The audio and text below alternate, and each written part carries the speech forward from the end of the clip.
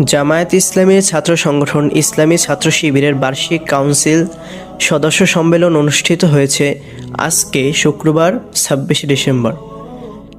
এর মাধ্যমে সভাপতি ও সেক্রেটারি নির্বাচন করবেন সংগঠনের সদস্যরা। তবে ছাত্র শিবির থেকে বিদায় নিচ্ছেন বর্তমান সভাপতি জাহিদুল ইসলাম। কে আসছেন নতুন নেতৃত্বে তা জানা যাবে আর কিছুক্ষণ পরেই। দলীয় সূত্রে জানা গেছে, ছাত্রত্ব শেষ হওয়ায় সংগঠনের বর্তমান কেন্দ্রীয় সভাপতি জাহিদুল ইসলাম আর সংগঠনের থাকছেন না। নতুন বছর থেকেই দায়িত্ব থেকে বিদায় নিতে চাচ্ছেন তিনি।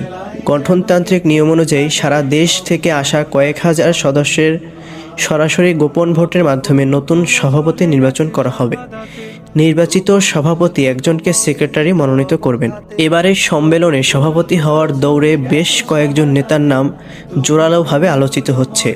তবে শীর্ষ পদটিতে সবচেয়ে বেশি নাম শোনা যাচ্ছে বর্তমান সেক্রেটারি জেনারেল নুরুল ইসলাম সাদ্দামের।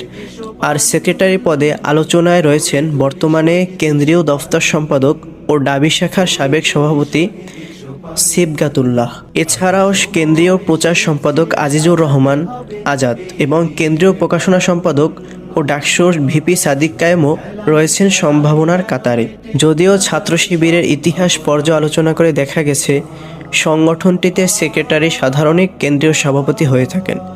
এমন না হওয়ার নজির খুব একটা দেখা যায়নি। সেই হিসেবে নুরুল ইসলাম সাদ্দামের দলটির নতুন কাণ্ডারি হওয়ার সম্ভাবনা প্রবল। এক্ষেত্রে আলোচনায় থাকা সিবগাতুল্লাহ, আজিজুর রহমান আজাদ ও সাদিক কায়েমের সেক্রেটারি হওয়ার সম্ভাবনা রয়েছে। বেশিরভাগ সময় দফতর সম্পাদক থেকে শিবিরের সেক্রেটারি নির্বাচন করা হয়ে থাকে। সেই হিসেবে সিবগাতুল্লাহ হওয়ার সম্ভাবনাই বেশি। সংগঠনের নেতারা বলছেন, আলোচনায় থাকা নেতাদের মধ্যেই সভাপতি নির্বাচিত হওয়ার সম্ভাবনা রয়েছে। একই সঙ্গে যিনি সভাপতি নির্বাচিত হবেন, ব্যতিক্রম না হলে তিনি আলোচনায় থেকে বাকি নেতাদের মধ্য থেকেই একজনকে সেক্রেটারি জেনারেল মনোনীত করবেন।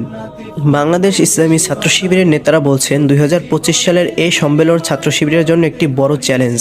সামনে জাতীয় নির্বাচন থাকায় ভোটারদের একটি বড় অংশ তরুণ প্রজন্মকে আকৃষ্ট করতে মেধাবী ও কৌশলী নেতৃত্বের দরকার। পাশাপাশি বৈষম্য বিরোধী ছাত্র আন্দোলনের পর পরিবর্তিত পরিস্থিতিতে ছাত্র রাজনীতির নতুন ধারায় নিজেদের অবস্থান সুসংহত করাও নতুন কমিটির প্রধান লক্ষ্য।